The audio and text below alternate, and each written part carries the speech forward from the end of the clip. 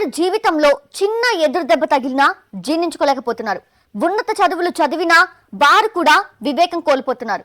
ప్రేమ, పెళ్లి, కెరియర్లో విఫలమైతే ఆత్మహత్యే సరైన నిర్ణయం అనుకుంటున్నారు. నూరేళ్ల జీవితాన్ని క్షణాల్లో ముగించేస్తున్నారు. చిన్న చిన్న సమస్యలను కూడా కొందరు భూతద్దంలో చూస్తున్నారు. దాంతో సమస్య పెద్దదై సహనం చిన్నదైపోతోంది. అన్ని ప్రయత్నాలు చేశాం, ఏదీ ఫలించలేదు, ఏ ఒక్కరూ ఆదుకోవడం లేదు, ఇక ఒక్కటే శరణ్యమంటూ ఆత్మహత్యలు చేసుకుంటున్నారు. తమని నమ్ముకున్న వారిని నట్టేట వదిలేసి వారి జీవితానికి సరిపడా దుఃఖాన్ని మిగిల్చి వెళ్లిపోతున్నారు. ప్రేమ విఫలమై కొందరు, కుటుంబ కలహాలతో ఇంకొందరు బలవన్మరణాలకు పాల్పడుతున్నారు. జనగామ జిల్లాలో ప్రేమ జంట రైలు కింద పడి ఆత్మహత్య చేసుకోవడం తీవ్ర విషాదం నింపింది. స్టేషన్ ఘన్పూర్ మండలం నమిలిగొండకు చెందిన వినయ్ కుమార్, శృతి చిన్నప్పటి నుంచి స్నేహితులు. ఇద్దరి ఇళ్లు ఒకే వీధిలో ఉండటంతో బాల్యం నుంచి కలిసి పెరిగారు. 10వ తరగతి వరకు కలిసి చదువుకున్నారు.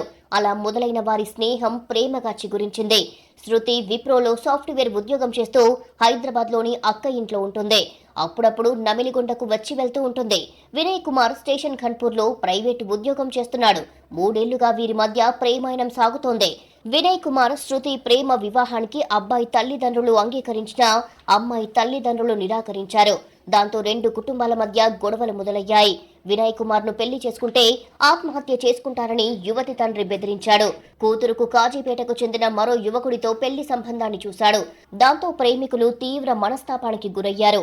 కలిసి బతకలేనప్పుడు చావే శరణ్యమనుకున్నారు.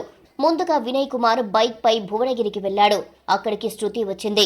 ఇద్దరు కలిసి యాదగిరిగుట్టకు వెళ్లినట్టుగా తెలిసింది. అక్కడి నుంచి భువనగిరి టోల్ గేట్ సమీపంలోని రేణుకా ఎల్లమ్మ ఆలయం దగ్గర చివరిసారిగా మాట్లాడుకున్నారు. ఆ తర్వాత స్పీడ్గా వస్తున్న రైలుకు ఎదురెళ్లి ప్రేమికులు ఆత్మహత్య చేసుకున్నారు. మొత్తంగా వినయ్ కుమార్, శృతి తీసుకున్న తెగింపు నిర్ణయం ఇరు కుటుంబాల్లో తీవ్ర విషాదం నింపింది. కన్నవారికి తీరని కడుపుకోత మిగిల్చింది.